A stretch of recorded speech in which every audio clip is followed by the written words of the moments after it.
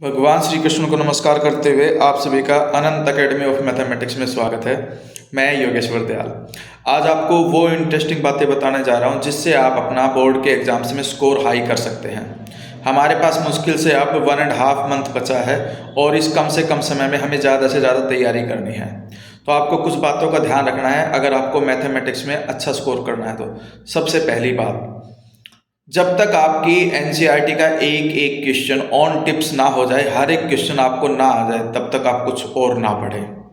कुछ और पढ़ने के चक्कर में आपकी एनसीईआरटी रह जाती है और एनसीईआरटी रहने का मतलब है कि आपके कॉन्सेप्ट छूट गए, क्योंकि एनसीईआरटी में बहुत सारे क्वेश्चन ऐसे हैं जो अपनी टाइप के बस इकलौते क्वेश्चन होते हैं। उन जैसा कोई दूसरा क्वेश्चन आपको बुक में नहीं मिलेगा, लेकिन वो मैक्सिमम टाइम एग्जाम में आते हैं या उन जैसा क्वेश्चन आता है। उसमें फिर सेकंड पॉइंट आपको ये ध्यान रखना है कि आप मुश्किल से आसान वाला सिलेबस मत पढ़िए, बल्कि आप आसान से मुश्किल की तरफ चलिए।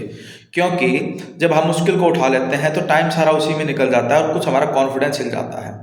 60% सिलेबस ऐसा है, चाहे वो 10th का हो चाहे 12th का, 60% सिलेबस ऐसा होता है जो बिल्कुल बच्चों वाला, बिल्कुल आसान और एवरेज होता है। तो आप पहले उन चैप्टर्स को बहुत स्ट्रॉन्ग करिए ताकि आपके अंदर एक कॉन्फिडेंस आ जाए कि हाँ, हमें इतना आता है। फिर आप एक इंक्रीजिंग ऑर्डर में चलते जाइए, इजी टू टफनेस, और उनको पढ़ते हुए आगे बढ़िए। उनमें भी आप एक चीज़ कर सकते हैं, फिर जो टफ वाले चैप्टर्स हैं उनमें जो मार्क्स के हिसाब से हैं कि कौन से ज़्यादा मार्क्स का आएगा उसको आप पहले ले सकते हैं और कम मार्क्स वाले को बाद में ले सकते हैं। जब आपकी एनसीईआरटी क्लियर हो जाए तब उसके बाद आप सैम्पल पेपर करें, और सैम्पल पेपर भी वो करें जो सीबीएसई ने अब तक आपके लिए हैं। सीबीएसई की साइट पे आपको वो सैम्पल पेपर मिल जाएंगे। लगभग 7 to 8 ईयर्स यानी कि मैक्सिमम 10 ईयर्स के सैम्पल पेपर आप सोल्व कर लीजिए अगर आपके पास करने का समय है तो। ठीक है, इसके अलावा आप और कुछ ना पढ़ें, इसी में से आपका सारा कवर अप हो जाएगा।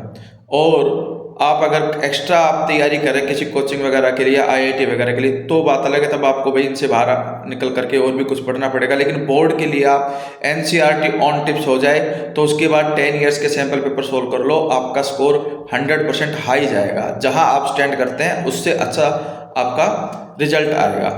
लेकिन अब समय खराब करने का समय नहीं है, सिर्फ 1.5 मंथ हमारे पास बचा है। तो कोशिश करो, टाइम को कम से कम वेस्ट करो।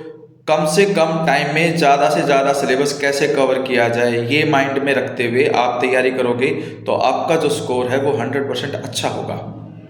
धन्यवाद।